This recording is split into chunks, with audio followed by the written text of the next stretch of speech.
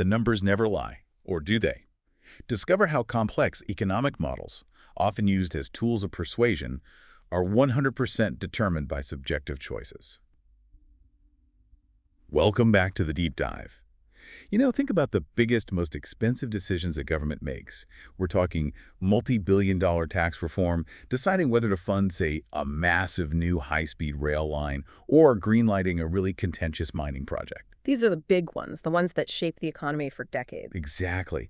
And when these proposals hit the public debate, they're almost always accompanied by this weighty, detailed economic report. Right, the big, thick document that lands with a thud. That's the one.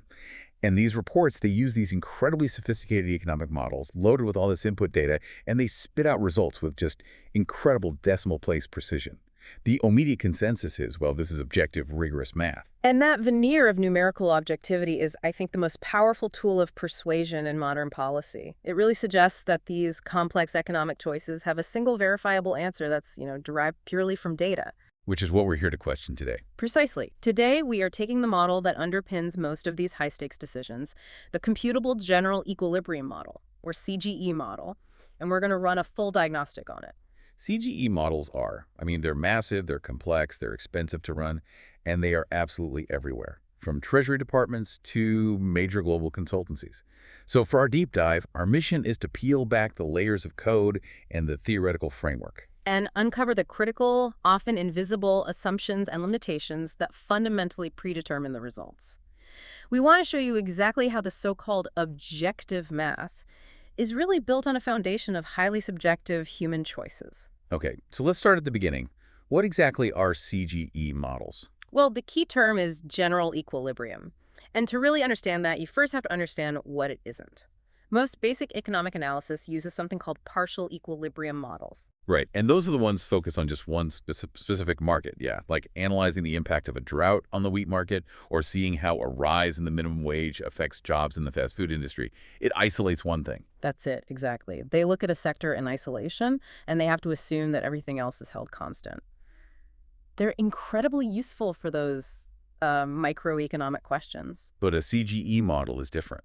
Very different. It's built on the ambition of analyzing the impact of a change, a new tax, a trade shock, a huge infrastructure project on the entire economy, all at the same time. So it's tracking every single flow-on effect. Every single one it can. Yeah. That tax hike on manufacturing, well, that affects the demand for raw materials, which in turn affects employment in resource states, which then affects housing demand, which affects the import-export balance, and on and on and on. So it's this whole of economy web, a kind of dizzying matrix of interdependencies. Yeah. The versatility must be their main selling point. They can tackle almost any major policy question, which is why they get that jack-of-all-trades reputation.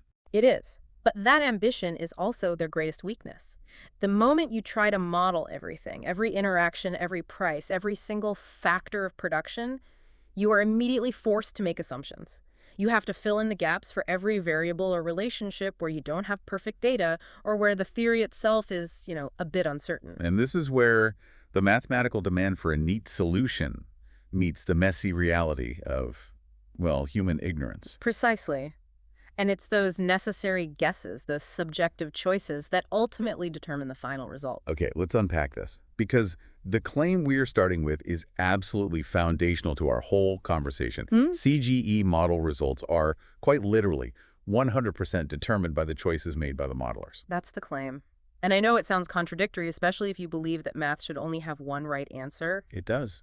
How can math be subjective? Well, the mathematics of complexity actually dictates this dependency. We can make this tangible with a simple analogy from, say, high school algebra. Remember solving for x. Okay, so if you have a clear solvable equation, like 4 multiplied by x minus 2 equals 10. So 4x minus 2 equals 10. Right, okay. X has to be 3. 4 times 3 is 12, minus 2 is 10. The equation dictates the answer. It's objective. Exactly, it's locked in. But now let's introduce a variable we don't know. Let's call it b. Our equation becomes 4x minus 2b equals 10. Okay, now I can't solve for x. not without knowing B. And the value of x is now entirely dependent on what arbitrary subjective number you, the modeler, choose for b. If you decide that b equals 1, then x is 3. Right, but if I choose B equals 2, then 4x minus 4 is 10. So 4x is 14, x is 3.5. And if you choose b equals 10, x is 7.5. The subjective choice of b dictates the objective solution for x. The math hasn't changed, but the result is now 100% dependent on that input choice you made. Okay, that makes perfect sense. And a CGE model, I'm guessing, has more than just one B. A CGE model doesn't just have one or two b's. It has thousands, potentially tens of thousands, of these subjective coefficients or elasticities that act as these unconstrained b variables. And what do these elasticities represent in the real world? They define all the behavioral relationships in the economy. Things like, how sensitive are consumers to a change in the price of petrol? How much does a rise in corporate tax actually affect investment decisions? How quickly can an industry substitute, say, machinery for workers? And since there's rarely perfect consensus data on these specific behavioral things, especially when you're trying to predict them over a 20-year timeline, the modeler just has to pick one. They have to choose an assumption that fills the gap. They have to, and that choice is the single most powerful lever available to the modeler because it fundamentally determines the model's ultimate output. And nowhere is this clearer than in the case study of the Henry Tax Review, Which was a major foundational document that really shaped Australian fiscal policy for a decade. a huge deal. And the review's primary recommendation, which was to cut income taxes, was, according to our sources, dictated by a single, unconventional subjective choice about something called labor elasticity. Okay, so let's break down the default assumption first. What do these models normally assume about labor? The standard default CGE assumption, particularly the one that aligns with consensus views from central banks like the RBA and national treasuries, is that in the long run, real wages have virtually no effect on the total supply of labor or long-run employment. Okay, what does that mean in simple terms? It's known as assuming a labor supply elasticity of 0. Imagine a graph. It's a vertical supply curve. So if the supply curve for labor is vertical, it means that no matter what you do, whether taxes are high or low, whether real wages are high or low, the total number of people working in the economy stays fixed in the long run. Correct. It means the economy always adjusts back to something called the NIRU, the non-accelerating inflation rate of unemployment. It's basically the natural rate of unemployment. Essentially, any change in tax policy can redistribute wealth or change industry composition, but it can't fundamentally alter the long-run size of the labor force or, therefore, long-run GDP.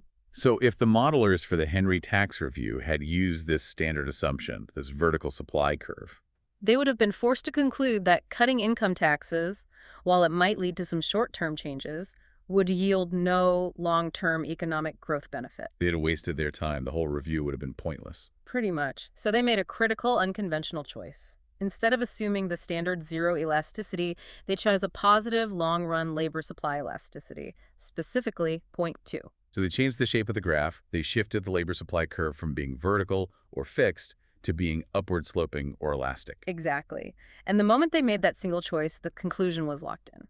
The final recommendation became mathematically inevitable. How it's By assuming an elasticity of 0.2, they built in the idea that if you cut income taxes, after-tax wages go up, and households will react by supplying more labor.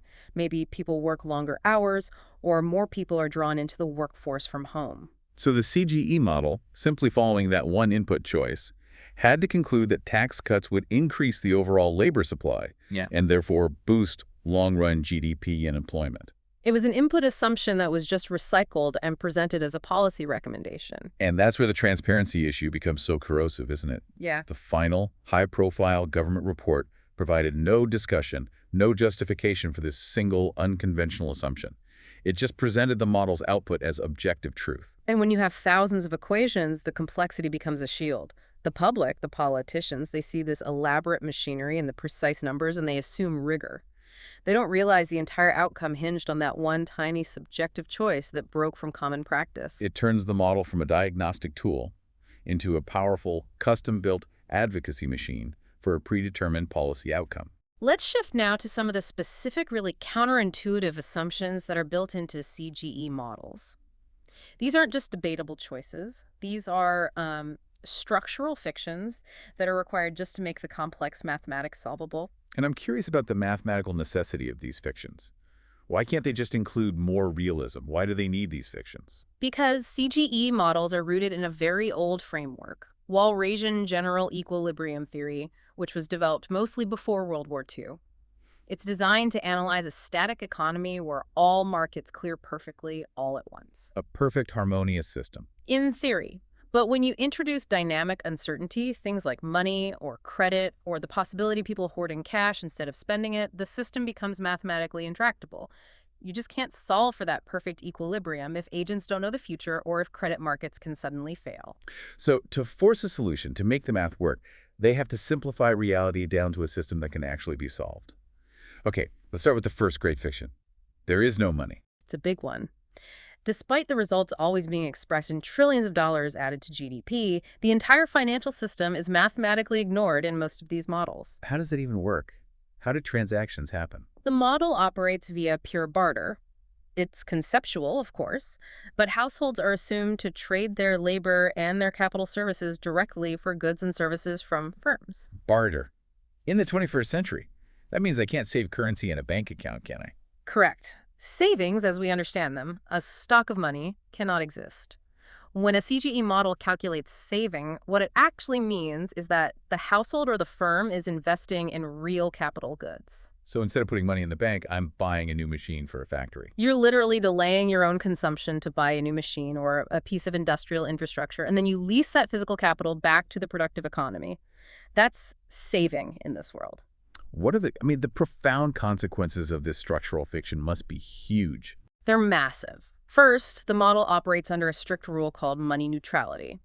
By definition, things like the money supply, interest rates, credit, and loans have absolutely zero long-run impact on real economic outcomes like GDP, output, or employment. Wait, so if the Reserve Bank raises interest rates by 5%, the CGE model just shrugs. It registers no change in the real economy. It only sees a change in relative prices. But the RBA's interest rate decisions affect real consumption, housing prices, business investment, and ultimately employment. The core mechanism used by governments globally to manage the business cycle is just rendered irrelevant inside the CGE model. Completely irrelevant. It also means the model cannot factor in crucial real-world phenomena. There's no concept of asset price inflation, house prices, stocks, crypto, or the immense wealth effects that nominal asset inflation creates on consumption. And Crucially, the global financial crisis, which was fundamentally a systemic breakdown of credit and finance, is mathematically impossible within the CGE framework. You simply cannot model financial instability. So if a government wants to assess the impact of taxing wealth or capital gains, the model is inherently incapable of capturing the true dynamics because the entire premise of financial wealth is just ignored. That is a staggering limitation for any modern economy. Now for the second major fiction, which is required by the assumption of perfect competition, the assumption of zero economic profit. Okay, let's refresh that. In pure perfect competition theory, companies only earn normal profit, which is just enough to cover their costs and earn a bare minimum rate of return on their capital.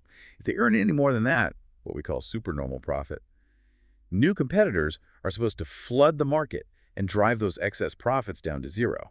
That's the theory. The problem arises when this theoretical framework has to encounter the real-world data that's used to calibrate the model. The data doesn't match the theory. Not even close. CGE models are calibrated using national input-output tables from agencies like the ABS, and these tables reflect an economy that's dominated by monopolies, oligopolies, and firms like the Big Four banks or major resource companies that consistently earn vast, persistent, supernormal profits year after year, usually because of regulatory barriers or just sheer market power. So let me get this straight. The model's cone assumes zero super profit, but the real-world database it ingests is full of super profit. Yes, and the model has to reconcile this contradiction somehow, so it interprets every single dollar of real profit in the ABS data as normal profit, the absolute minimum necessary return required to keep that capital employed in the country. This sounds like a recipe for some serious policy distortion. Imagine a government tries to model a tax that specifically targets those entrenched super profits, like Australia's major bank levy. Exactly. The CGE model cannot recognize that the bank's profits are secured by their market power and their too-big-to-fail regulatory guarantees. It just sees the tax as punishing the minimum necessary return on capital. And the inevitable model conclusion is what? Instantaneous massive capital flight. Because the returns are now below the global minimum required, the model predicts the entire banking system will shrink dramatically. It completely ignores the practical reality that those companies are fundamentally regulated and geographically locked to the domestic market. So the models are structurally biased against any tax on capital.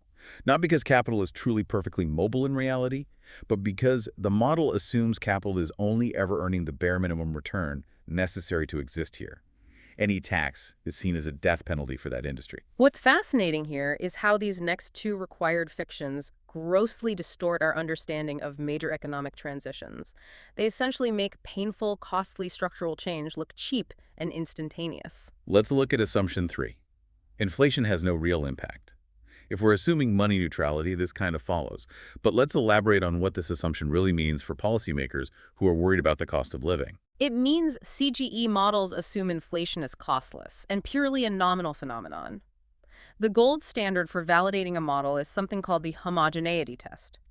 If the modeler raises the overall price level, the CPI, by, say, 10% across the board, the model must confirm that all real economic variables, Output, employment, real wages, total GDP. all of them change by exactly zero. If the model fails this test, it's considered theoretically unsound. So the model is mathematically rigged to ensure that inflation cannot possibly affect the real economy, which means the enormous focus on inflation fighting by central banks all over the world is, within the CGE framework, addressing a non-issue. It forces a really interesting philosophical question, doesn't it? Are central banks spending trillions of dollars of economic activity fighting an inflation problem that our most prominent economic models say doesn't actually matter? And the CGE framework ignores key psychological and political realities here. Absolutely. It ignores what economists call money illusion, the documented phenomenon where individuals, firms, or even governments react to nominal price changes as if they were real changes in value, and that distorts their behavior. And it completely ignores the political friction. Mm. Introducing a new broad-based tax like the GST causes massive price shocks and political upheaval.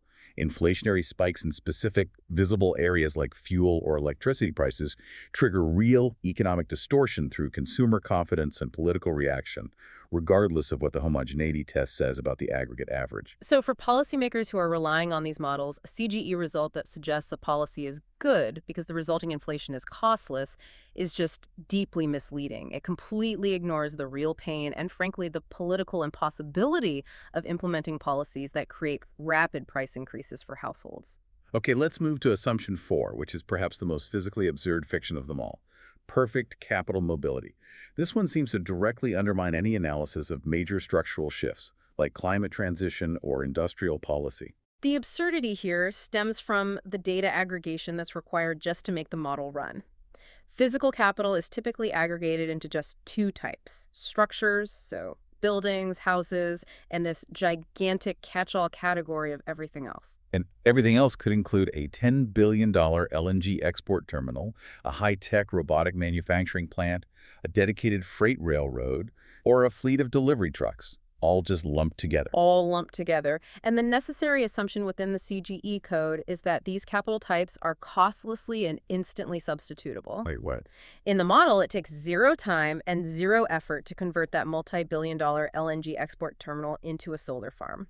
A coal mine's specialized subterranean infrastructure can be repurposed instantly into a state-of-the-art hospital facility. That's insane. Supply chain risks can't exist because the means of production can just be transformed instantly to meet shifting demand. Precisely. So the integrity of major infrastructure decisions is being based on a technical absurdity.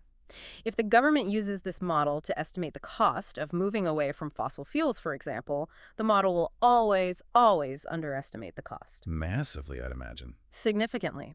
Firstly, CGE models mathematically struggle with the concept of stranded assets.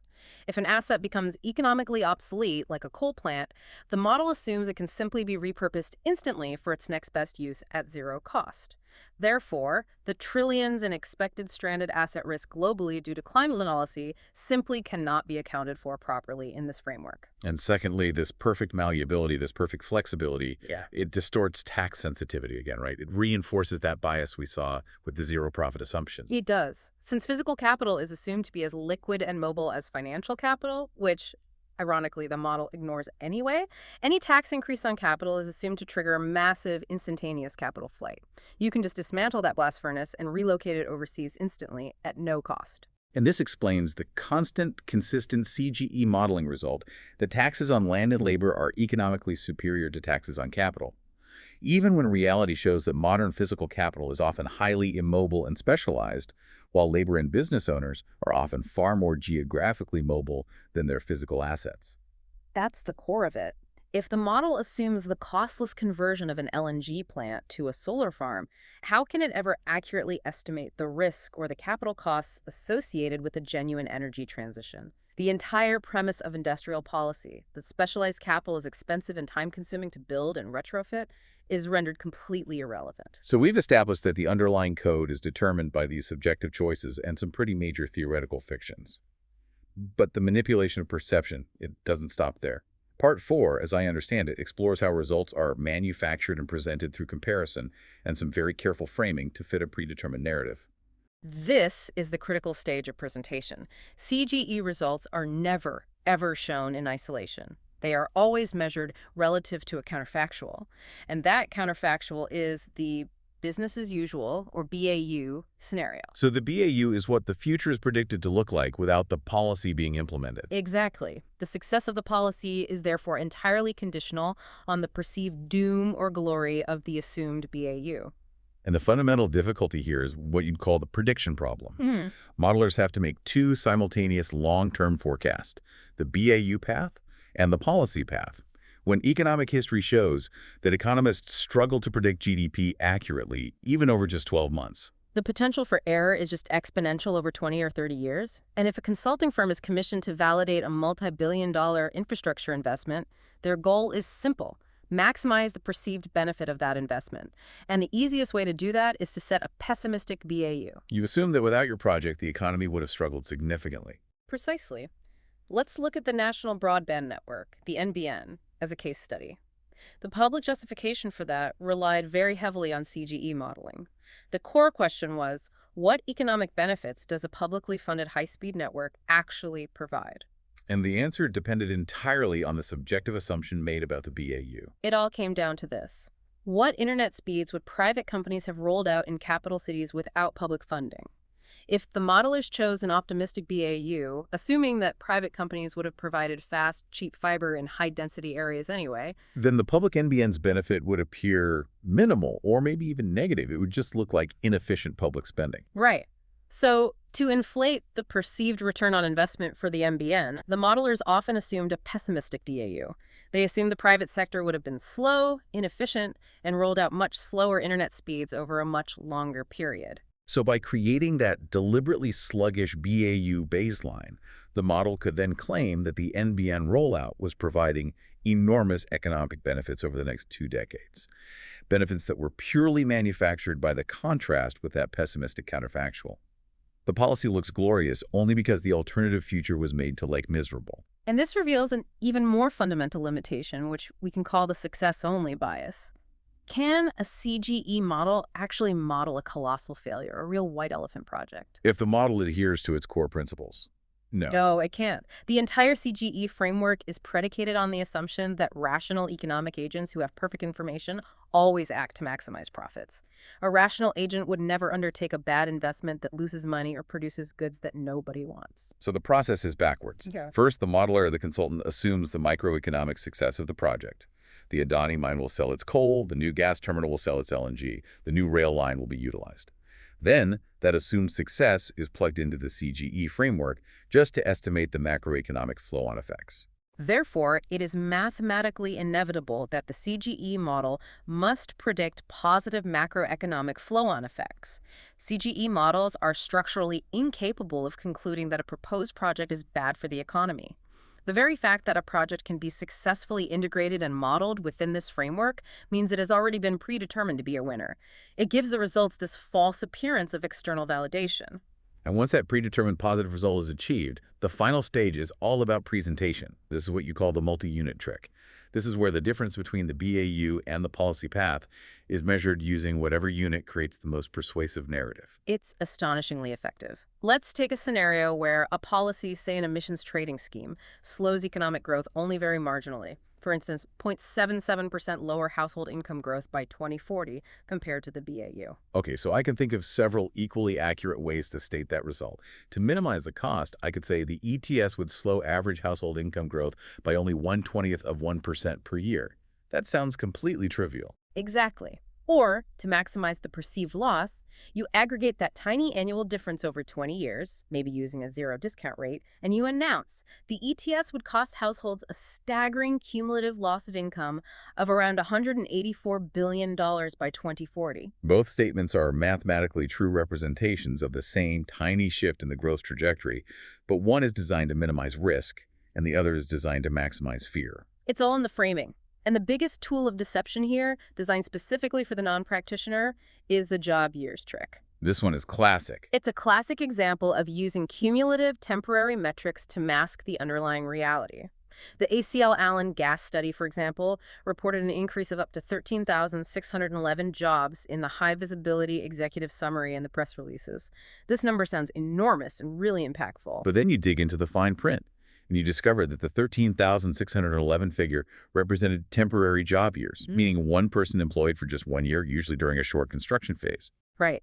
The actual permanent, ongoing jobs created once the project was fully operational were estimated to be only between 82 and 524. That gap, the difference between 13,000 temporary jobs and 82 permanent jobs, is deliberately masked by presenting the cumulative temporary metric, knowing full well that most policy debates and news headlines focus only on that big, shiny headline figure. And that technique is only ever used when the real, ongoing job creation is too small to justify the policy on its own.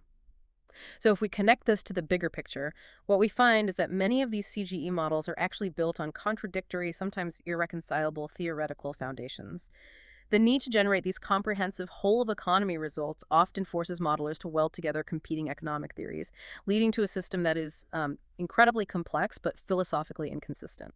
And we noted the clash between the long-run versus the short-run models. They try to model both the immediate shock of a policy and the eventual steady state that the economy settles into. Yes, CGE models often try to incorporate a short run that is typically Keynesian, so it allows for things like demand shocks, temporary unemployment, business cycles, with a long run that is strictly classical, where the economy settles back into a fixed maximum potential output determined solely by supply-side factors. And this is where the ultimate subjective choice is hidden, which you call the 3Ps trap. Classical supply-side theory dictates that long-run GDP is determined exclusively by three factors: population, participation, and productivity. And that is the crucial insight. Long-run GDP is the product of those three Ps. But here is the major structural flaw. Literally all three Ps. The assumed rate of population growth, the assumed labor force participation rate, and the assumed rate of productivity growth are subjective, external inputs that are chosen by the modeler. Wait, they're not outputs of the model. The model doesn't calculate them. No, they're not outputs of the CGE model itself. They're simply plugged in at the start. So the modelers are essentially determining the long-run size of the economy before the model even runs, just by entering their long-term best guesses for population, participation, and productivity. Absolutely.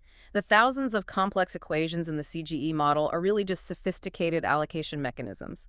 They determine where that predetermined level of GDP lands, which industry benefits, which factor of production receives the income, but they cannot change the total size of the long-run economy. That total size is dictated by those three P input choices. Which means the modeler holds enormous leverage. If they want to prove that a certain policy leads to massive long-term growth, they just have to assume that the policy marginally increases the participation rate or the productivity rate. And the model must confirm higher GDP, and the effect is magnified exponentially over time. A subjective choice to increase the assumed annual productivity growth rate by just 0.1%, say, from 1.5% to 1.6% compounds over 30 years to create differences in total GDP with billions or even trillions of dollars. And that choice is subjective. But the resulting difference in output is massive, and it's all completely hidden inside a single input assumption. Which brings us back to that core theoretical contradiction we introduced earlier. The NARU conflict. We have models that assume money neutrality, so inflation is irrelevant. Yet they must incorporate the NRU theory, which relies entirely on inflation expectations to function. Right. How do you resolve that? Well, NIRU theory suggests that if unemployment dips too low, workers expect higher inflation, they demand higher nominal wages, and that wage pressure forces the central bank to intervene, raising unemployment back to the natural rate where inflation is stable. How do you model a phenomenon that's entirely dependent on inflation inside a model that assumes inflation is costless? You can't. You have to introduce an arbitrary constraint. Exactly. The modeler has to use external equations to impose an arbitrary NARU constraint, forcing the model to converge back to a predetermined unemployment rate, irrespective of what the core CGE equations might suggest about labor demand. The model is basically forced to yield the politically acceptable, stable, long-run unemployment rate. So the long-run results, the predicted size of the economy, the level of employment, are entirely pre-baked through subjective guesses, the three Ps, and these contradictory or theoretical adjustments like the NARU constraint. The complexity just serves to obscure the lack of independence in the final result. And while some conflicting theory may be unavoidable when you're attempting to simulate an entire modern economy, intentionally misleading users about these critical choices is not. When the complexity of these models serves as a shield against any kind of audit, allowing consultants to profit from results that are predetermined by their clients' preferred inputs, the result is the distortion of public policy and, frankly, the corruption of the policy debate. This has been a genuinely deep dive into the opaque world of economic modeling. Let's try to synthesize the critical takeaways for you, the learner, to carry forward into the next big policy debate you encounter. First, I think, is just to understand that CGE models are these complex, expensive tools that are used widely to justify every major policy decision. They provide that numerical cover that gives political action a sense of authority. Second, despite all their sophistication and their decimal place precision, you have to remember that their results are 100% determined by the subjective and often unconventional choices made by the modelers. A single input choice, like that .2 labor elasticity in the Henry Tax Review, can completely dictate the final policy recommendation.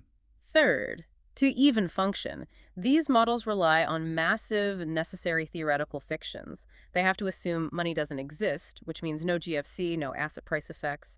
They assume companies make zero supernormal profits and that physical capital is instantly and costlessly convertible and can be relocated globally. And finally, always question the context. The results are so easily manipulated through their presentation, using temporary job years instead of permanent employment figures, and through the critical choice of the reference case, making that business-as-usual scenario look purposefully pessimistic just to inflate the perceived benefit of the policy. Applied CGE models, when they're utilized transparently, can provide some valuable numerical estimates for policy consequences. They can be useful, but their power demands a full awareness of their fundamental limitations. When they are used to deceive non-practitioners, they prioritize persuasion over truth, and they inherently distort policy outcomes toward the interests of those who commission the report. So, since the long-term predictions of GDP, the future health of our entire economy, are entirely determined by the modeler's subjective guesses about population, participation, and productivity, we have to leave you with a final, provocative thought. What political or ideological biases might be unintentionally baked into our economic future before the model is even run, simply through the choice of a subjective growth rate for productivity? And how do we ensure the required transparency when the financial incentives are so often stacked against revealing the subjective choices that underpin our most objective-sounding policy advice?